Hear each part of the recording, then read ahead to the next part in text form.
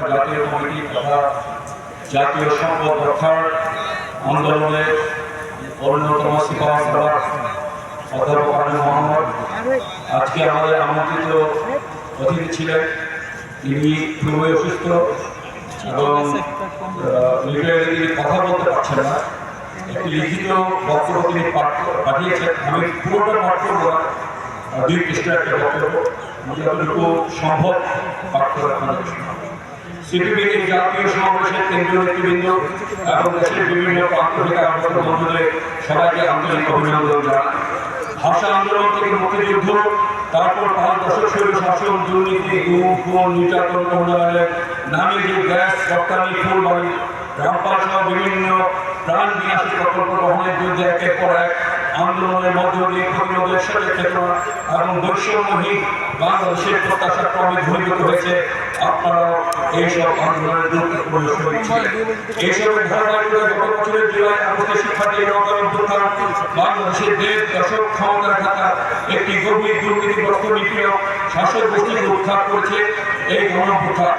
এই সময় যে বৈষম্যহীন বাংলাদেশের আকাঙ্ক্ষা তীব্রভাবে প্রকাশিত হয়েছে, স্বৈরাচারণ বৈষম্যমুক্ত সমাজের জন্য শক্তিশালী জনমত তৈরি হয়েছে। এমনকি দেয়ালে একটা চিত্র করলেও এমন পরিণত বার্তায় প্রেরণ করে। দেয়ালগুলো ঘোষণা করে মুসলমান, হিন্দু, খ্রিস্টান, বৌদ্ধ নির্বিশেষে সব বাংলাদেশের সমানাধিকার থাকা উচিত। এইগুলোর স্পষ্ট বক্তব্য এটাই যে বহু জাতি আর বহু ধর্মের দেশে জাতিগত ধর্মীয় বৈষম্য চলবে না। লিঙ্গের বৈষম্য দূর করতে হবে, শ্রেণীগত বৈষম্য। গত বছর শিক্ষার্থী জনতার অভ্যুত্থানে সরকার পরিবর্তনের মধ্য দিয়ে দেশের সর্বস্তরের মানুষের যে প্রত্যাশা তৈরি হয়েছিল, অন্তর্বর্তী সরকার তা পূরণ করতে হয়েছে। আওয়ামী লীগের স্বৈর শাসন পরাজিত হলেও এখনো জবরদস্তি শাসন অব্যাহত আছে, বেশিরভাগ তৎপরতা আছে। দেশ জুড়ে মদ সন্ত্রাস চাঁদাবাজি চলছে। মদ সন্ত্রাস করে মানুষের বাড়িঘর ভাড়া, বিভিন্ন প্রতিষ্ঠানে হামলা করা চলছে। আবার কিছু লোকের ভাড়াটি হিসাবে মদ তৈরি করা হচ্ছে, কাউকে বসানোর জন্য, আবার কাউকে ওঠানোর জন্য।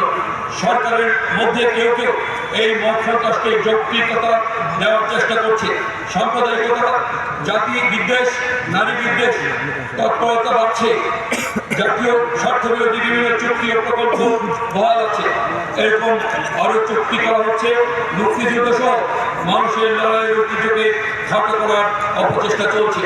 বিগত সরকারের আমলে যেসব প্রকল্প বাংলাদেশের জন্য ভয়াবহ ছিল, যেমন রামপাল, আদানি চুক্তি, রূপপুর পারমাণবিক বিদ্যুৎ কেন্দ্র, সেগুলো পর্যালোচনা করে বাংলাদেশে কিভাবে এগুলো থেকে বেরিয়ে আসতে পারে আর উদ্যোগ দরকার ছিল, কিন্তু এগুলোর ব্যাপারে সরকারের কোনো আগ্রহ বা উদ্যোগ আমরা দেখিনি। ফুলবাড়ি সংগঠনদের বিরুদ্ধে মিথ্যা মামলা এখনো প্রত্যাহার করা হয়নি। বিশ্বব্যাংক, IMF, ADB যারা তাদের সরকারের প্রাণ বিনাশী দুর্নীতিগ্রস্ত বৈষম্যমূলক উন্নয়ন মডেলের অবিচ্ছেদ্য সহযোগী ছিল, তাদের উপরে সরকারের নির্ভরশীলতা অব্যাহত আছে। IMF এর ঋণ, বিশ্বব্যাংক, ADB প্রকল্প, বিশ্বব্যাংকের পরামর্শে চট্টগ্রাম বন্দরের মাসুল বাড়ানো, ভাগ বাড়ানো করে বিভিন্ন বিদেশি কোম্পানিকে চট্টগ্রাম বন্দরে জায়গা দেওয়ার জন্য তারা করে করা। এইসব দেখে মনে হয় সেসব কোম্পানি লবিস্টরা এখনো সরকার চালাচ্ছে। জনগণের কাছে তাদের কোনো দায়বদ্ধতা নেই।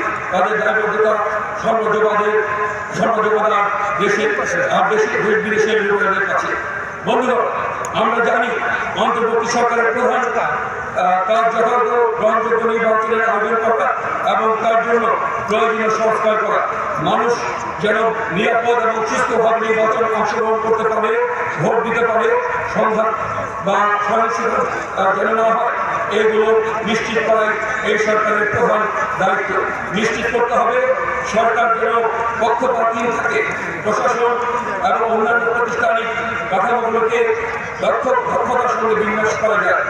তিনি আরো বলেছেন, শেষ বন্ধুরা, দেশে একটা ভয়ঙ্কর অনিশ্চয়তা ও নিরাপত্তাহীন পরিস্থিতি তৈরির চেষ্টা এখন অব্যাহত আছে। এইসবের বিরুদ্ধে সতর্ক থাকতে হবে। বৈষম্যহীন,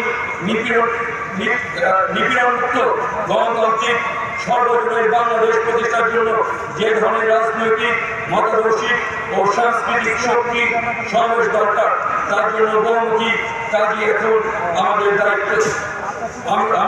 আমরা এমন একটা দেশ চাই যেখানে স্বৈরতন্ত্রের সুযোগ থাকবে না, কেউ ক্ষমতার ব্যবহার করে তার অধস্তনকে নিপীড়ন করবে না, শ্রমজীবী মানুষের বিশ্বাস আদায় হবে, তাকে নিপীড়িত হতে হবে না, নারীরা নিরাপদে চলাফেরা ও জীবনযাপন করতে পারবে, যেখানে ভিন্ন ধর্ম ও জাতিসত্তার মানুষদের বৈষম্য নিপীড়নের শিকার হতে হবে না।